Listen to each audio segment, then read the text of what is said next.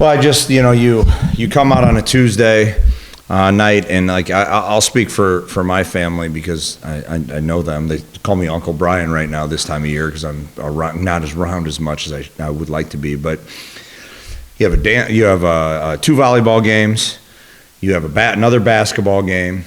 We had a basketball practice just in my own household, and you come out there and see the community on a Tuesday night out there supporting us. I know that that's just my house. I can't imagine all the other people that were balancing things, catching the second half. Maybe some people had to sacrifice not coming tonight, but we still had a great atmosphere in our arena because this community is continuing to embrace us, and we definitely embrace them. So I really appreciate the atmosphere that was out there tonight because I know what goes on Tuesday nights and in this community. So. And I think maybe we were at a couple practices or something in the first half, the way we were scoring, but we really guarded. And I thought that coming out in the first half, and some shots weren't going in. I don't think we just missed a ton of open shots. It was just kind of I think it was 8 minutes left, and it was like 9-8. The game was, and we keep on referencing games that maybe we've struggled to score a little bit, but defensively we were still in those games, and there was no wavering or frustration in terms of oh man, we're gonna have to figure this one out. We had some foul trouble early, obviously with Ray and Kyle. I thought these two really set the tone defensively from a rebounding standpoint. That was a very big focus of ours and in transition. We were up, I think, 10 on the glass in the first half. We ended up in 16. That's huge. All right, and we talked about that, adding another 9 or so. And then we flipped a switch a little bit offensively, and I thought we did some really good things. Coach, you guys were up 1 at half, 22-21. What was said in that halftime locker room? What did you guys do? I don't know. You can ask what these guys said when I wasn't in there, but it was more of a let's fix a couple things. We had some adjustments. If you go in there and you act like we weren't defending, and like these guys know, they're like, well, they have 21 points, So we tried to specify a few mistakes. We had a couple mistakes on switches. We gave up one right at the end of the half, but it was pretty simplistic. And then offensively, we made a few adjustments in terms of wanted to get our pace to where we wanted to be, and it came from them. I know Ray was saying it a little bit.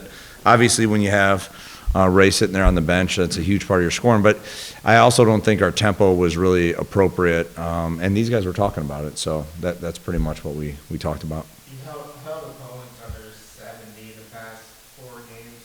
How has that changed from when you guys were giving up in the 80s? You gave up 82. Mm-hmm. Is that more of an effort thing, a technique thing? What goes into that one? Yeah, it's a good question. I think one of the good things is I don't have effort things with these guys. I really, I don't. Like I told the guys the other day, every time I get to the court with these guys, it's a joy to be around them. It really is. And we're not always perfect. We don't always win, all right? But I think one thing, when we started giving up some points, it was right after Arnie was out.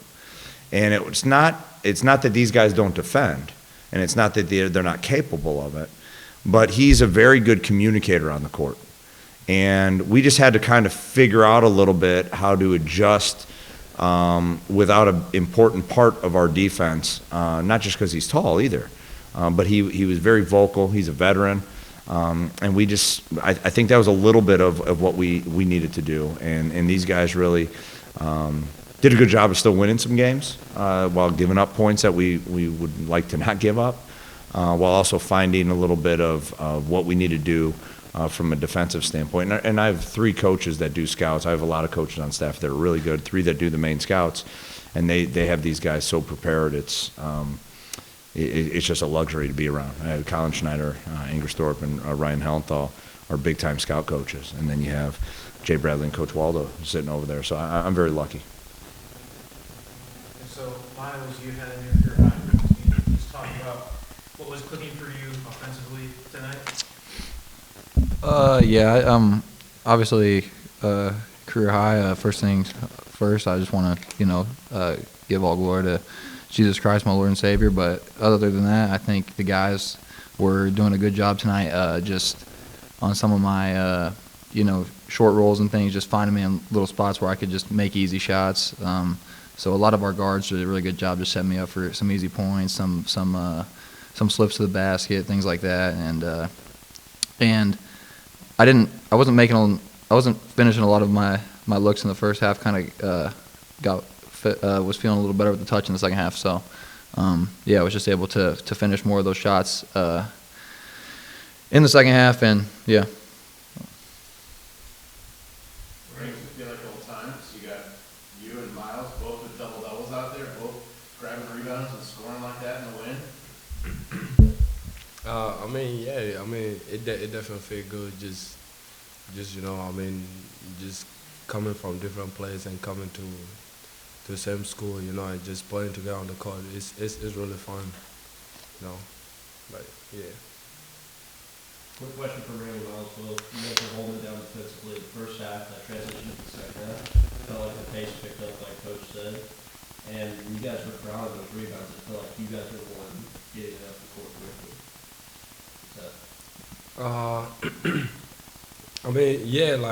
If we grab rebound too, we sometimes we just try and play fast and not call too many plays. So, sometimes if I get a rebound, I try to push it if there's a space for me. But if there's no space, I try to give it to a guard and just around them, because I feel like I'm more quicker than a lot of people. So I just advance it and try to run and get to my spot.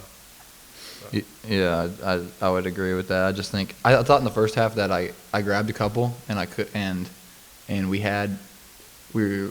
was thinking about it at halftime we could have pushed, and I didn't take that explosion dribble and get it ahead. And then in the second half I thought we did that a couple times a little bit better, and it helped us get out and run. But we obviously we want to play fast when we can, and if we can create easy looks without having to play in the half court. And only playing the half court when we really have to, we want to do that. When we're getting stops like that, it makes it easier, because we force some tough shots, and then obviously when you can do that, you're able to create some transition opportunities. So. Miles, you stepped up since Arnes has gone down. What has he taught you through the process, maybe since you've been here, since you're in Sinwell? Arnie, he's obviously been here 3 years. He's a great teammate. He's been awesome, even being out. And Coach talks about it a lot. The way he changes the game. Obviously, we're not like we play the same position sometimes. Sometimes we play together. We're not super similar guys in the fact that I'm not going to block a lot of shots and things like that. But he's great to go up against in practice. I think it helps to push each other, because you don't see a lot of guys who can block shots like Arnie in our conference. So it really it helps me work on getting shots off against bigger guys, and then obviously I can push him in other ways too. So he's been great. He's really embraced me, and I'm sure Ring feels the same way about him since we've gotten here. Coach, do you have a timetable for Arnes when Yeah, I want him to play yesterday. I mean, that's kind of our. We always put ourselves in position to play as soon as possible. He had a. We're gonna see a little bit more tomorrow with him. Put him in through warm-ups today, just because I think it's very important to put it. It's hard to go from not doing a whole lot to then all of a sudden a game atmosphere. So how do you simulate it as much as possible without being able to do everything? Well, you can put the uniform on, you go through warm-ups.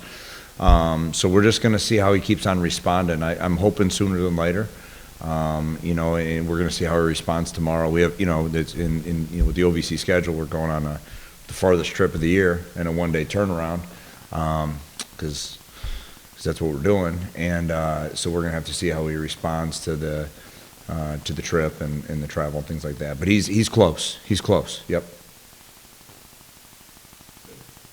Thanks, guys. Appreciate you guys.